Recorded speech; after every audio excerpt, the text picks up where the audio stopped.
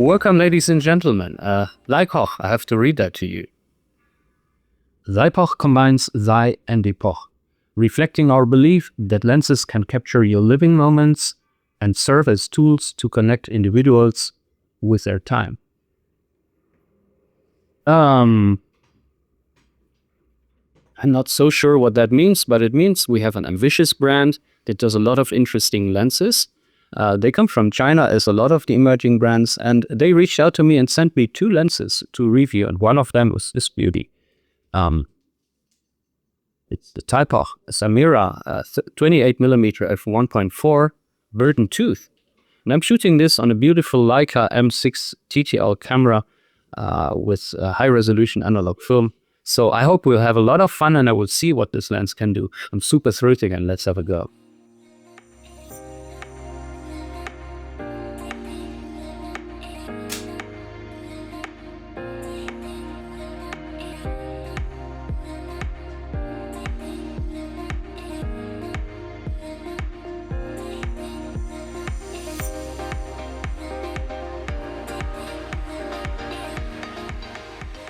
So Thypoch, they have a series of 4 Simera lenses, and this is the 28, this is the widest. All these 4 lenses are f1.4, and they've got a 28, a 35, a 50, and a 75. And these lenses not only come for the Leica M mount, as shown here, but they also come for a Nikon, for Canon rangefinder, a Canon RF, and for the Sony mount. So you've got quite a selection of cool lenses. What they all have in common is that they have pretty modern optical designs. In the case of this 28, we're looking at 11 lens elements, and a lot of them is special glass. We've got an ED element, and we've got 2 HRI glass elements. I don't know what that means. And we've got an aspherical element.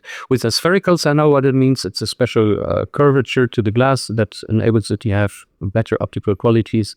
And ED means that you have lower diffraction and color errors, but HRI, I have no clue. It's special glass, and it shows, it really shows that they put a lot of effort into good lens design. So we have to find out how good this lens is.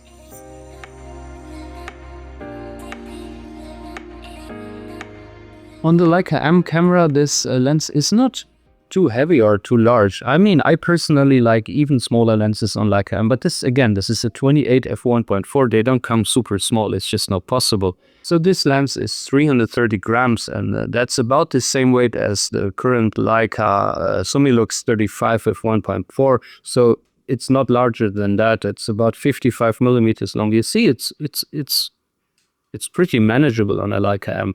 Of course, you see something in the viewfinder, especially on the 28mm lens. The frame lines are at the very outer side of the viewfinder, and the lens protrudes a little bit. But again, nothing that another 28 f1.4 wouldn't do. So that is good. They sort of kept the size as small as they could, and I really appreciate that.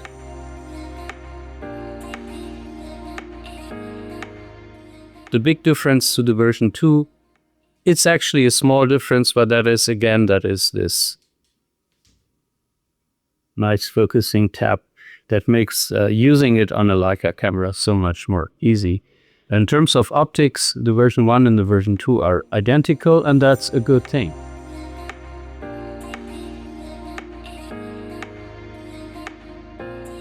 In your hand, this lens feels beautifully made, like almost any lens for Leica M.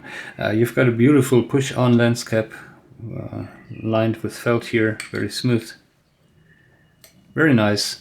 I love this bayonet style ring here for the lens hood, which is included in the original packaging. The lens itself has a clicked aperture, but as you see, it's non-linear. It's so the space between 1.42, 2.84 is very large, and then the spacing gets smaller and smaller. Also, there are third f-stops all the way down to f5.6. Then there is a half f-stop to 8, and then it's full f-stops. I don't mind. This is the way how apertures were made back in the day. Today we have these more equidistant aperture rings, but I'm okay with this as well. But keep in mind that you've got third click stops to 5.6, and then only half a stop, and then 8. I would never use 11 and 16 unless absolutely needed for depth of field, because sharpness is always the best at 5.6 and 8 in full frame, otherwise you've got diffraction problems. Then we've got this focus ring, very smooth, and again this is the version 2 of the Thypoch Simera lens, so it's got this beautiful classic tap here, instead of the old-fashioned one that would click in place at infinity, which was a bit annoying. So this is, in practice, it's just a small change, but in practice it's a very important change. So that's good. Focus is down 2.7, then you've got a click here, and then you can go over that click 2.4, sort of a semi-macro setting. The click is there because the rangefinder on all the Leica M cameras stops at 0.7 meters. It's not the fault of the lens, but the rangefinder only connects up to 0.7 meters. So to use 0.4, you will need a camera with live view. It won't make sense to use that setting on the M6. And of course the lens has a typical Leica M mount. It extends quite a bit from here, which is no problem. The lens cap fits around that. Yeah, typical Leica M lens. And again, I said it, the rangefinder coupling on this sample is really accurate, which is good. So overall, there's a lot to enjoy with these lenses, and I don't have any complaints really.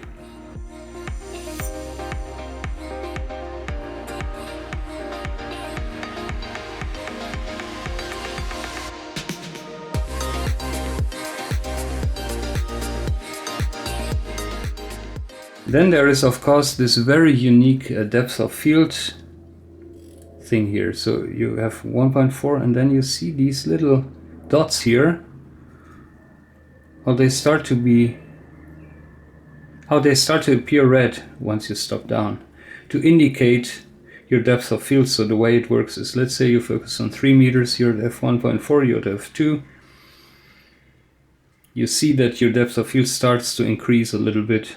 Now we are at 2.8, and where the red is, that is how far your depth of field extends. Well, in theory. In practice, I think these scales are always a little bit too generous. I wouldn't use it. For example, if you look at the setting at 2.8, what it indicates here, I would rather use that for 5.6 or 8 if I were you, because today cameras have much more resolution, and even film cameras, we tend to print pretty large very often.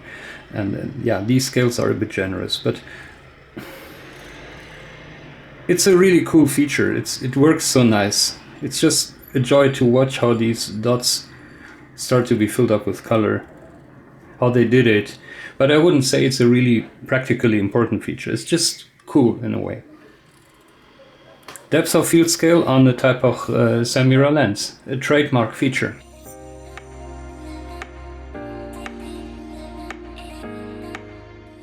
The packaging, by the way, yeah, it's very playful what they do. It's not very the German style, which is a bit black and maybe dull. This is more playful with nice coloring. The box has these beautiful pastel colors in it. I'm actually a fan of it, and there you see the original lens hood, sunshade, user manual. And here goes the lens. Yeah, nice packaging. I'm a fan.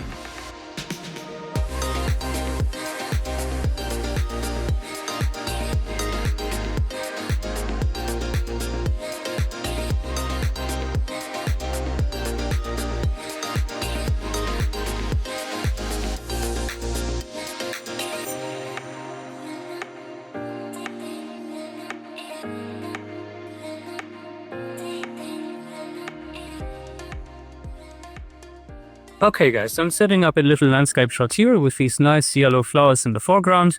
I'm going to 0.7 meters, which is the limit, as you know, for analog Leica M cameras.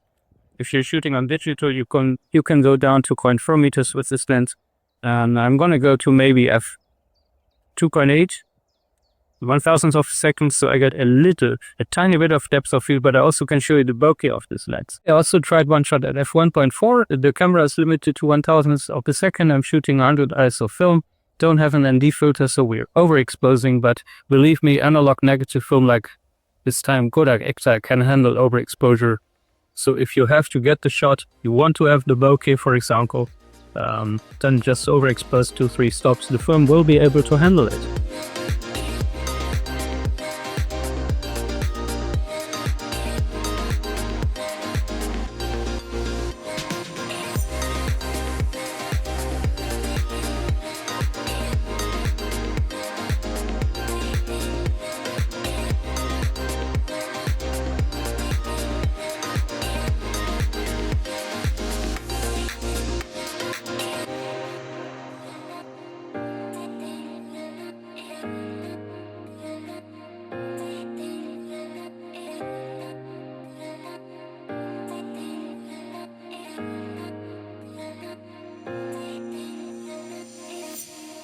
And what I really like about this lens is the bokeh. It looks really good. I mean, a 28 can't give you the same bokeh as a 50, and often bokeh looks pretty busy in the background with wide-angle, super fast lenses. But in this case, it really does a very good job. I'm pretty astonished how good the bokeh of this lens looks. And this is one of the aspects I personally like the most about this lens.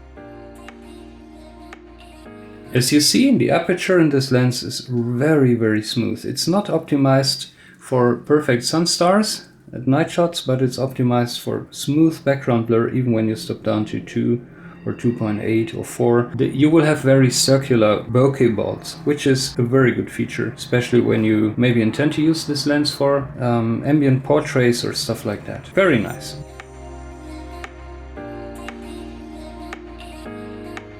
One thing I deeply love about shooting rangefinder cameras, such as the Leica M obviously, is the super precision when you're shooting further away distances, especially with a wide-angle lens.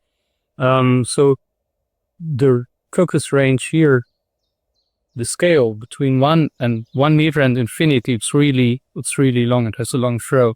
And there is even a real difference between 5 meters, 10 meters. You can even guess 15 or 20 meters. They make a real difference when focusing. And this is only a 28mm lens. That means even at f1.4, it's super easy to have this precisely in focus. It's very different to to more telephoto lenses, where the rangefinder system might have some limitations, but in wide angle, you get extremely precise focusing. And all these landscape shots I'm showing you, they cannot catch sharp. And that's not only because the lens is so good, but also because focusing precisely is so easy.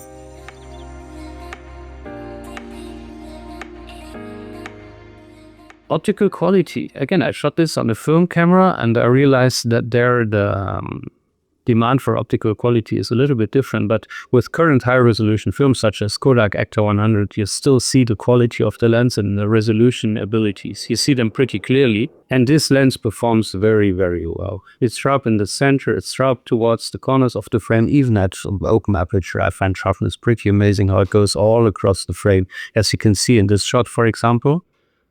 With this mast of the ship, and you see even in the corners of the frame, well, sharpness is there. And also this lens is apparently very well calibrated. I didn't have any issues whatsoever. Keep in mind, this is a sample lens. I got this sent by Thypoch. I don't know what they're sending me, but I never heard any problems with Thypoch lenses, so they seem to be always very well calibrated, which is cool.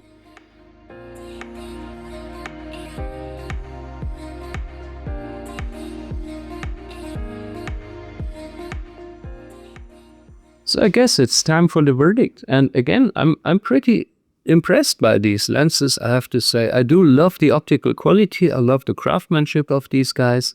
I'm personally not super big a fan of this depth of field thing. I mean, it's ingenious and it's so much fun to operate, but in the field I find it a little bit, I don't know. Maybe it's too much, or maybe I would have liked if it's just in one line instead of these curves, but well, it's certainly something very individualistic, and maybe that's what they're looking for. Apart from that, again, mechanical quality, fantastic. I love the bayonet style, hood mount on the front, and the optics I like. The size is very manageable for a 28 f1.4. Frankly, I personally don't see so much the point in getting even more expensive lenses for your Leica M cameras, especially not film cameras. What sort of resolution record are you looking to break for this lens? Is so high resolution and high quality. I would never ask for even more. What I do love also is the bokeh. So in my personal view, this is pretty much a winner.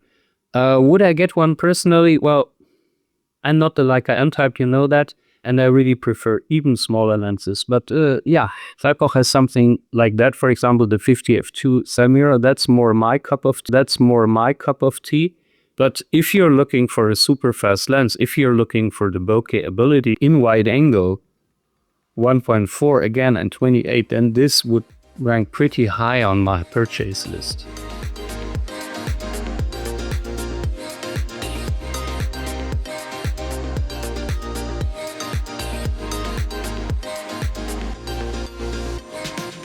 So that's it for today. I hope you enjoyed this review. If you've got any questions or comments, write something in the comment section below. I love to read all your comments, you know that. Also, don't forget to leave a like and subscribe to my channel if you haven't done so yet. Many thanks for your support again. I see you on the next video. I hope you have a great time and live long and prosper. Bye.